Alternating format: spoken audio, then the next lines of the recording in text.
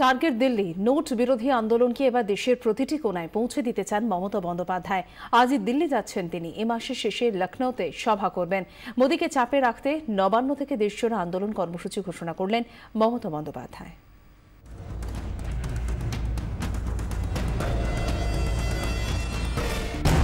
Note issue যে সহজে ছাড়বে না আগেই বুঝিয়েছিলেন মমতা বন্দ্যোপাধ্যায়। দিল্লিতে দাঁড়িয়ে সিদ্ধান্ত প্রত্যাহারের জন্য মোদী সরকারকে 72 ঘন্টার সময় বেঁধে দিয়েছিলেন। সময়সীমা পেরোতেই ফের চ্যালেঞ্জ ছুড়লেন মুখ্যমন্ত্রী।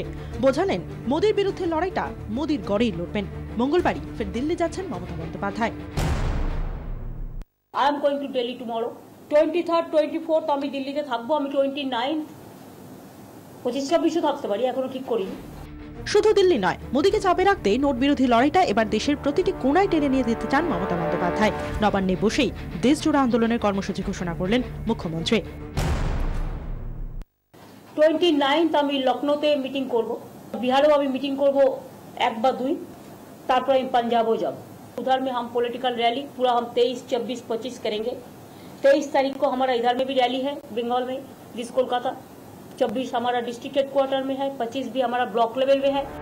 রবিবারই আগ্রা সভা থেকে নাম না করে মমতা বন্দ্যোপাধ্যায়কে নিশানা করেছেন মোদী। 24 ঘন্টা পার হওয়ার আগেই মোদীকে পাল্টা বিঁধলেন মমতা। বললেন নোট বাতিল নিয়ে রাজ্যগুলির সঙ্গে বিমাত্র সুলভ আচরণ করছে কেন্দ্র। Central government in their different sector, petroleum sector, railway sector, aviation sector, and some other sector, banking sector, they are allowing the demonetized note. That means all notes are being allowed there, but you are not allowing the state government to function. My agriculture sector, the cooperative bank, the rural sector, they are suffering. If you allow the central 4-5 sector, you ask the state government also.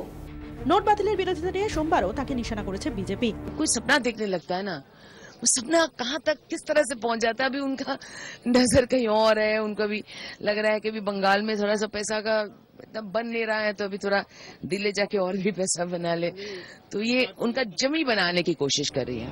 নবান্নে বসে পাল্টা জবাব দিলেন মমতা বন্দ্যোপাধ্যায়।